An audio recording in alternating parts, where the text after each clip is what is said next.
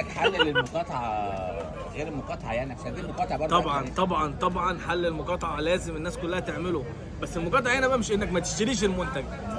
المقاطعه هنا في انك تخش وتطلب المنتج وتاكله وما تحاسبش عليه. طب ما تحاسبش عليه ازاي؟ اجري. تجري من المحل يعني. هلا انا عشان مش هعرف اجري فهستناه بره وتكون جايب لي بوكس معايا. اديله الكاميرا.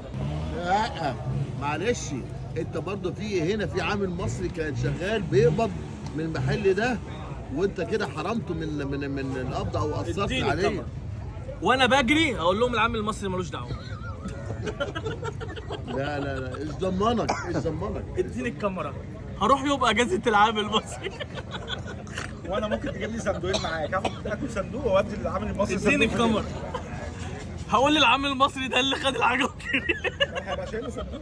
يا عم هو ده الفكر المظبوط. والله العظيم ما بهزر، لكن انا اسيب له حاجته دي وحافظ له عليها لا. لا يا باشا هناخدها ناكلها ونشربها اروح وخلاص. بقى داخل على بتاع كشك وبتاع واجيب الحاجه الساقعه مثلا كده واشرب واسيب له الازازه فاضيه واجري.